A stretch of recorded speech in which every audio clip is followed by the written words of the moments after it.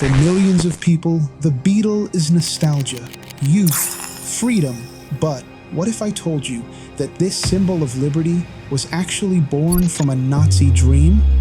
The people's car was, in reality, a weapon of propaganda, a vehicle created to serve Hitler.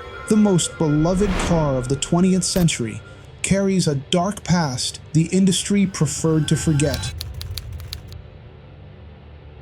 It's hard to find a car as loved as the Beetle. It roamed the roads as a symbol of 1960s rebellion. It starred in movies like Herbie. And today it sits in collectors' garages as a treasured relic. For decades, the Beetle represented freedom, youth, accessibility. A car that seemed built for everyone. But behind that friendly image lies a story few people know. A story that didn't begin with freedom. It began with control, with propaganda, with one of the most authoritarian regimes in history.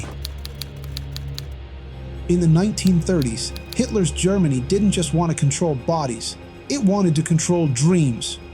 The dream of mobility, the dream of a car any worker could own. A car for the people, cheap, modern, and perfect for spreading the regime's image. The Beetle was born from this promise. Freedom on 4 wheels, conceived under the shadow of totalitarianism. Before becoming the most popular car of the 20th century, it was a cog in Hitler's propaganda machine. Pause. To understand this contradiction, we need to go back to the beginning, to the moment a dictator decided to turn a simple automobile into a symbol of power. 1934, Hitler commissions Ferdinand Porsche to design a cheap, durable, accessible car. The goal: accelerate Germany's motorization and create the icon of a new era. And so the KdF-Wagen was born, strength through joy. But here, the story begins to twist.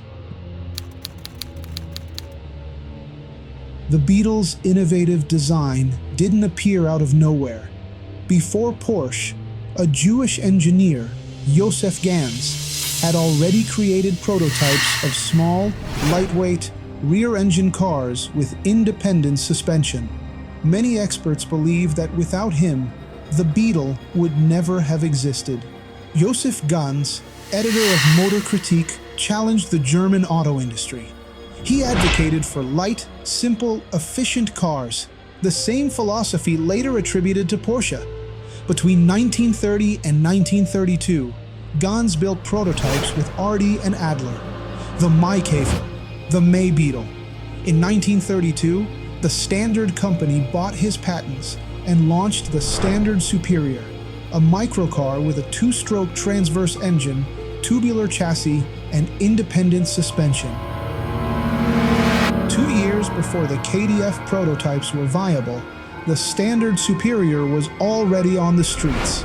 Few people know this, but the Standard Superior already had the architecture that would make the Beetle famous. Compact, rear engine, inexpensive. A true people's car. When the Nazis seized full power in 1933, Josef Ganz was arrested by the Gestapo, released through political intervention, and forced to flee Germany.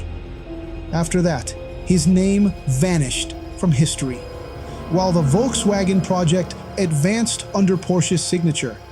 Estimated production of the Standard Superior between 400 and 600 units.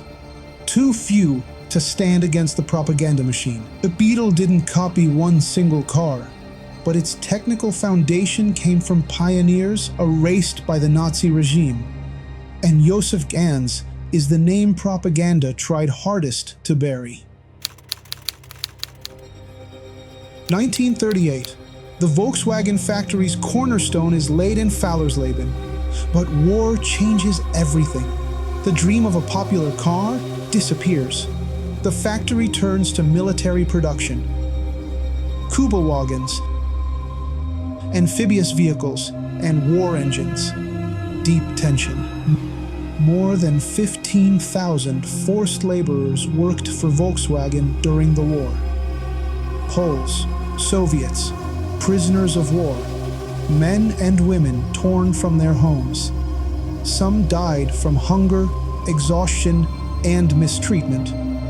There was even a concentration camp attached to the plant, Arbeitsdorf. A car that promised mobility was built by people who had none. 1945, Germany falls. Volkswagen lies in ruins. It could have been the end of the Beetle. A British officer, Major Ivan Hirst, decides to restart the factory. Germany urgently needs vehicles, and the Beetle is reborn under a new regime. The First Order, 20,000 cars for the occupying forces. By 1946, production stabilizes at around 1,000 cars a month. The ruins become a factory again, and the people's car begins its second life.